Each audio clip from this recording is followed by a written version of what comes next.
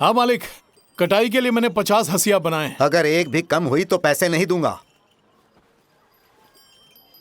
आपको हम पर भरोसा नहीं है? ईमानदारी हमारे खून में है। आप भले हम पर भरोसा ना करें, लेकिन हम ईमानदार लोग हैं। महादेवी, जरा छाछ लेकर आना।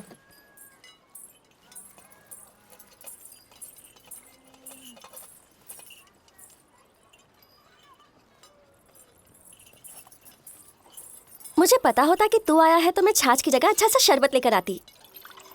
ये ले। जरा रुको, ग्लास लेकर आता हूँ। एक पुरानी कहावत है, रिश्ता मांगने आए हो तो दूल्हे को रुबाब में रहना चाहिए, समझे? लाओ मुझे दो, बहुत प्यास लगी है।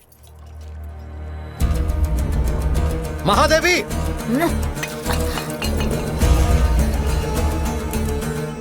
हम इसलिए बड़े नहीं कि हम इस परिवार में जन्मे हैं। जो कपड़े हम पहनते हैं, जो खाना हम खाते हैं, हमारी भाषा और रीति रिवाज हमें बड़ा बनाते हैं। हम भक्ति से पूजा करते हैं और पवित्र हाथों से प्रसाद बांटते हैं। ये गंदी चीजों का सेवन करते हैं। ये जमीन है और हम आसमान। समझा दो अपनी बेटी को। मालिक, इनकी कोई गलती नहीं है। इस बच्चे से अनजाने में गलती हो गई।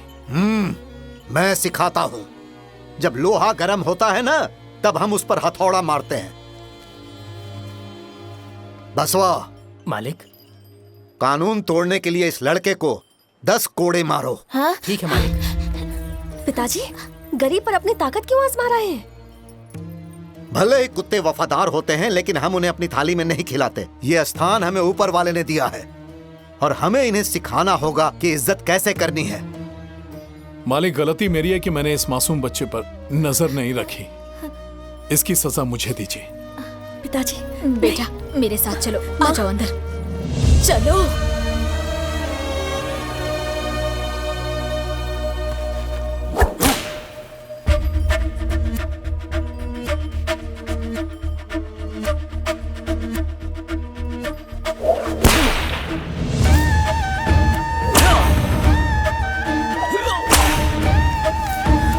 मत मारिए, रुक जाइए।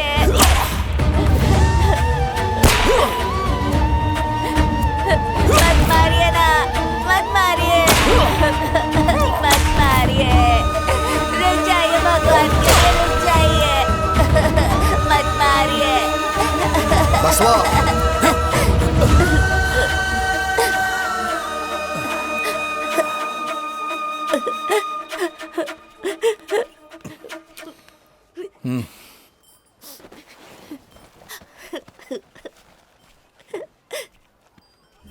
आप पूजा पाठ दान पुण्य करते हैं और ऊपर वाले की नजर में बड़े बनते हैं। अगर आप इस मासूम बच्चे को माफ कर देते ना, तो एक महान इंसान बन जाते।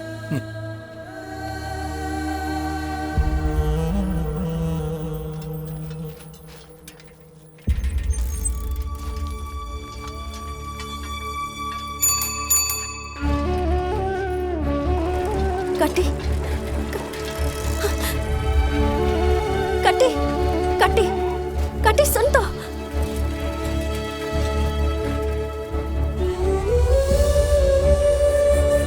कटी, एक मिनट मेरी बात तो सुन ले। कटी, कटी, कटी, रुक जा।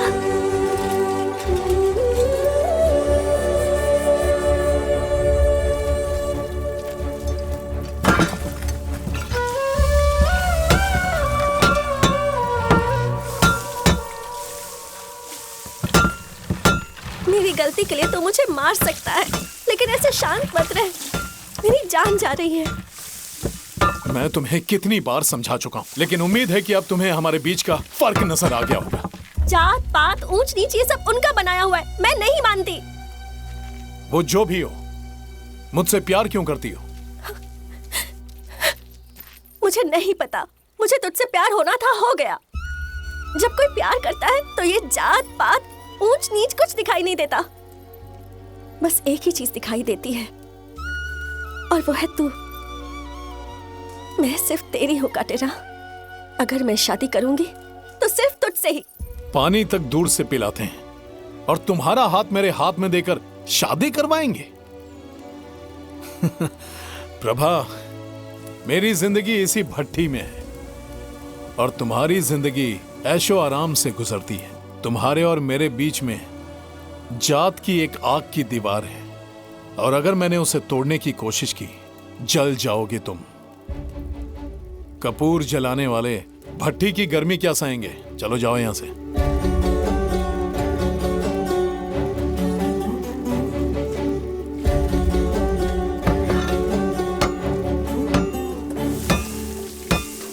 भाई प्रभा,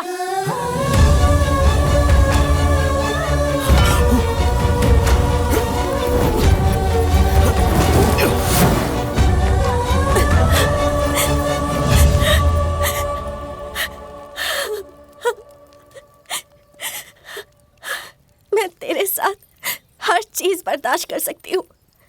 जिंदगी भर तेरी ही बनकर रहूंगी, तेरे साथ जीऊंगी और तेरे ही साथ मरूंगी।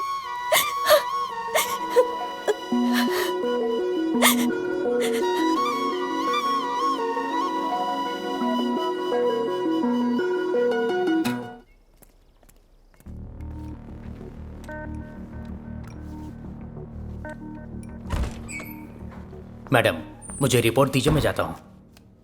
सर, मुझे इस कंकाल की थोड़ी डिटेल में जांच पड़ताल करनी है। थोड़ा वक्त और लग जाएगा। आप बैठिए। इन्वेस्टिगेट करने के लिए कुछ नहीं है मैडम। हजारों साल पहले लोग प्लेग, कालरा, तरह तरह की महामारी से मरे हैं। ये सब उन्हीं के कंकाल होंगे।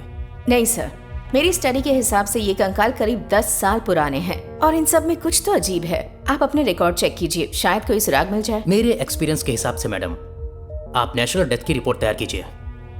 आप अपनी संतुष्टि के लिए जांच करती रहिए, लेकिन रिजल्ट एक ही मिलेगा, नेचुरल डेथ। ठीक है, शाम तक का वक्त दीजिए मुझे, मैं ट्राई करती हूँ। सर, हड्डियों की जांच करके क्या मौत की वजह पता चलती है? हाँ चलती है, उसी की तो पढ़ाई की इन्होंने। सिर्फ एक ही हड्डी के साथ कौन जवान था, उम्र क्या थी, मेल था, फीमेल थी, सब कुछ पता चल जाता है। उन्हें इतने कंकाल मिले, चुप बैठेंगे क्या? गहराई में घुसेंगे। चलो। तेरे चक्कर में क्या क्या करना पड़ रहा है। तू इसी गोले का है ना, या किसी और गोले से आया है? अरे बात सुन।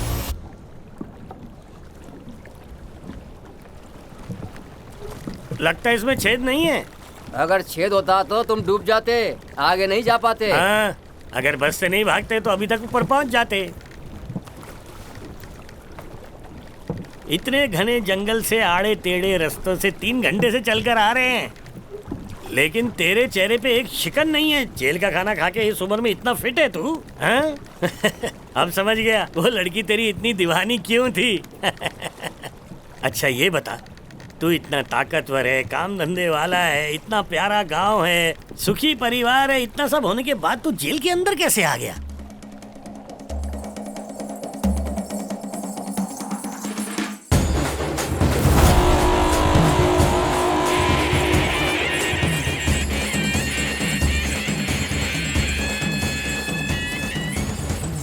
आज से ठीक 21 दिन बाद मारम्मा के उत्सव में इसकी बलि चढ़ाई जाएगी, फिर हमारा गांव खुशहाल हो जाएगा।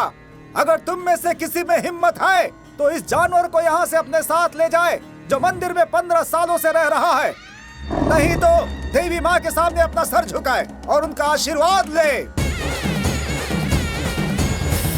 जरा उधर देख काटेरा, भैंसा काफी ताकतवर और भारी है। एक ही वार में उसका सर कटना चाहिए। ऐसी तलवार बनानी है तुझे। एक ही वार में सर काटने के लिए सिर्फ तलवार में धार होना जरूरी नहीं है, काटने वाले में भी धार होनी चाहिए। उसके हाथ में भी उतना दम होना चाहिए। वो सब हम देख लेंगे, हमें बस थोड़ी ज्यादा तलवारें चाहिए। एक तलवार उस भैंसे के लिए और बाकी 200 तलवारें खून की नदियां बहाने के लिए। मेरे ख्याल से तू समझ गया होगा। ए सीना, इसे पैसे दे दे। ठीक है, ये लीजिए। काटेरा, तलवारें ऐसी हों कि उनके सामने कोई न टिक सके।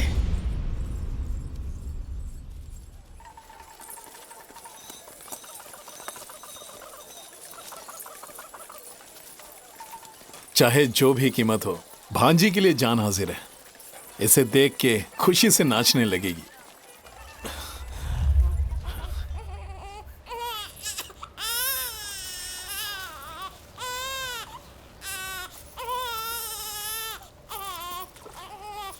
काम छोड़ के किधर जा रही है? बच्चा रो रहा है मालिक। मुझे तो लगता है तूने ही जानबूझ के कुछ किया है, इसीलिए तो रोना बंद ही नहीं कर रहा। रो रो के थक जाएगा तो खुद ही चुप हो जाएगा। तू जाके काम कर। मालिक, वो बेचारा अभी उठा है, भूख लग रही होगी उसे। ज्यादा वक्त नहीं लगेगा, बस दूध पिला के वापस आ जाऊंगी। हाँ?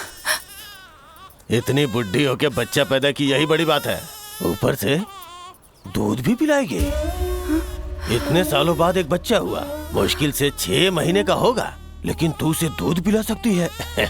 मुझे यकीन नहीं हो रहा है।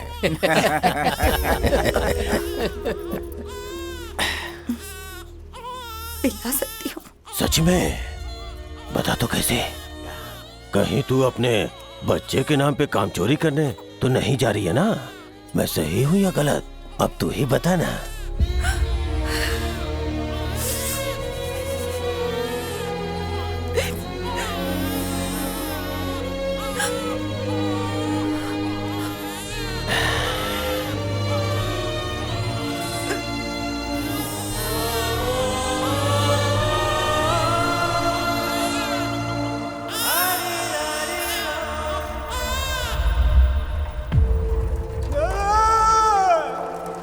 अरे दादाजी ऐसे दौड़ते हुए क्यों आ रहे हैं? क्या हुआ इसे?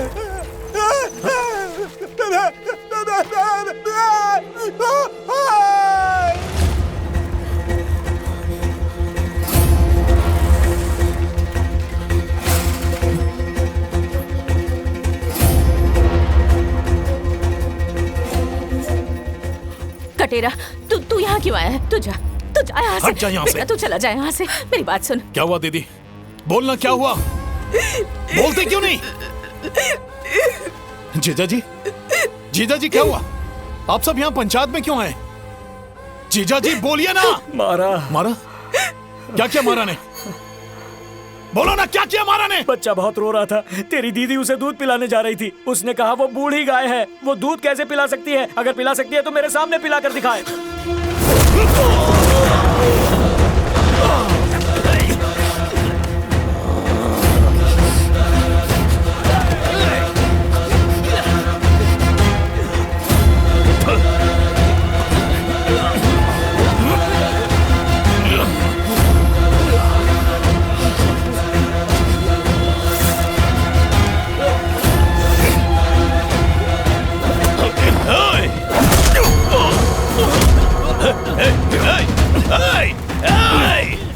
छोड़ मुझे।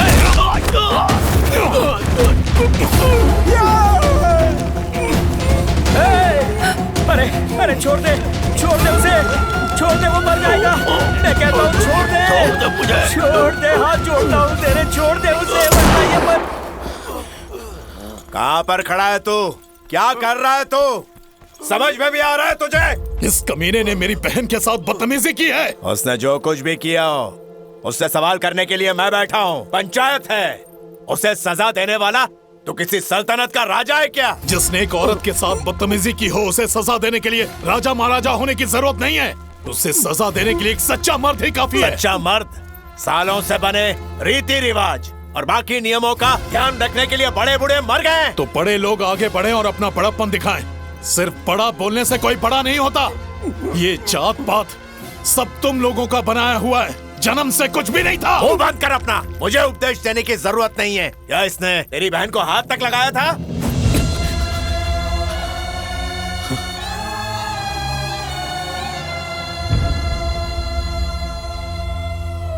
तो फिर तूने इसे हाथ क्यों लगाया, बता?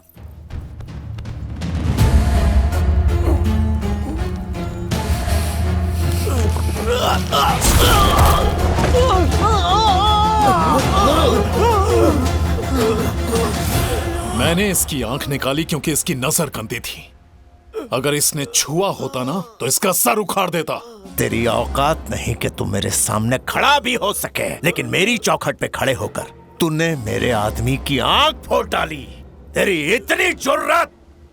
अगर इसका गुनाह साबित हुआ तो मैं इसके टुकड़े टुकड़े कर दूंगा, और साबित नहीं हुआ तो तुझे ठोक दूंगा।